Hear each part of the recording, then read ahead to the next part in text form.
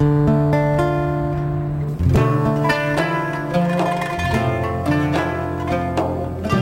toto je pre teba, synak. Prečo ste si robili starosti? Iba čo ste sa zbytočne unavili. Veď sú to iba maličkosti. Mehmet by si zaslúžil lepšie veci.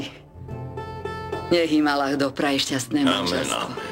Naozaj, pani Safie, robili ste si kvôli nám starosti. Zahambili ste nás. Ale prosím vás, s radosťou. Gümüš, dcerka, u nás sa budeš cítiť ako doma. Pozri sa, je tu teta Šeref. Ona ti ukáže dom a naučí ťa, ako to tu chodí. Počuli sme, že naša nevesta je veľmi šikovná. Je tak, pani Safie? Veru, tak je tak. Ale naučí sa nové veci. Všetkých tu poznáš však. Poznám. To som rád. Určite si na uja Ahmeta a tetu Šeref nezabudla. Aký ujo? Otec. Ale prosím ťa, do ničoho ju nenúť. Nech ťa oslavuje, ako je jej ľahšie. Mám rád svojho zaťa, ale ukradol mi dcéru. Tento dom je taký veľký, že sa v ňom strácame.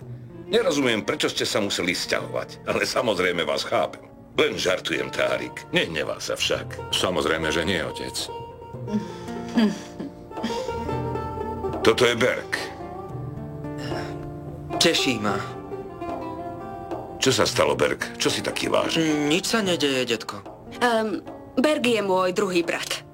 Ešte máme Pnar.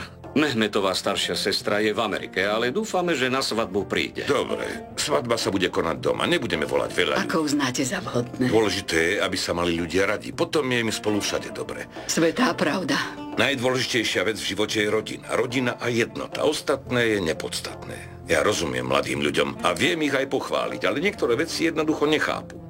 Varí je niečo krajšie ako šťastie. Áno, svetá pravda. Prial som si, aby tu bola s nami moja nebohá manželka. Bola by šťastná. Ja vás predstavím. Toto je náš otec Hulusi Kentman.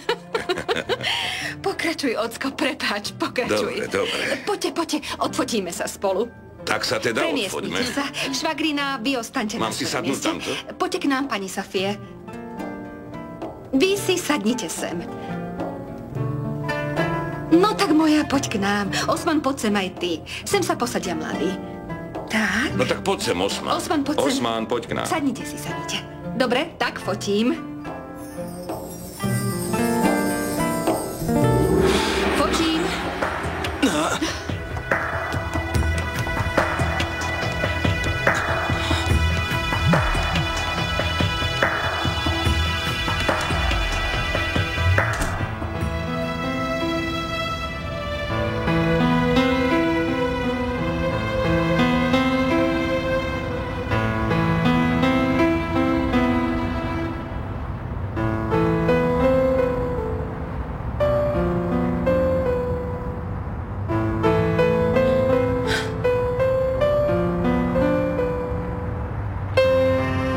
Je to tu iné ako v Afione. Nič tu nie je rovnaké. Tak je.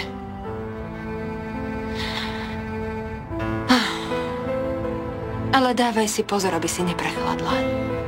Počasie je zradné. Toto je proti zime v Afione nič.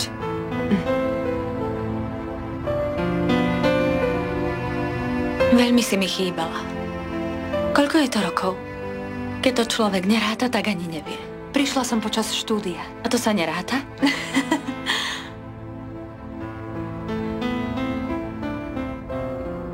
Kedy končíš školu? Teraz.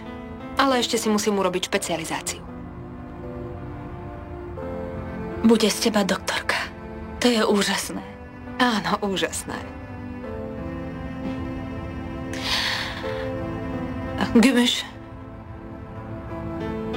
Veľmi ťa ranilo, že ušiel. Prečo nič nepovedal? Prečo utiekol? Čo som mu niečo urobila? Nič si mu neurobila.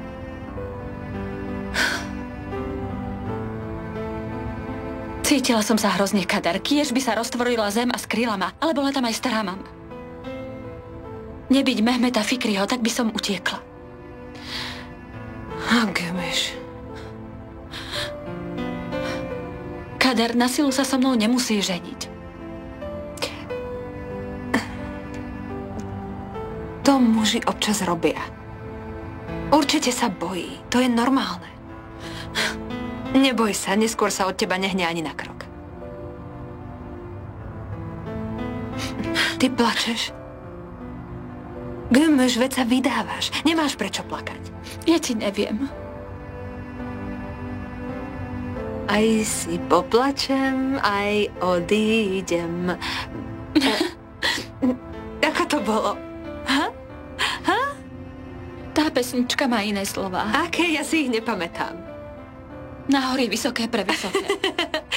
Na hory vysoké, prevysoké, nestavia sa dom. Do ďalekého kraja, nech vydajú dievča v ňom. No tak, nech majú pochopenie pre naše dievča. Nech vedia aj vtáky na nebi, že mi chýba rodný kraj. Nech všetci vedia... Už len toto nám chýbalo. Ešte nám jedného dňa začne v záhrade pásť dobytok. Bahar, musíme byť veľmi opatrné. Rozumieš? Veľmi dobré.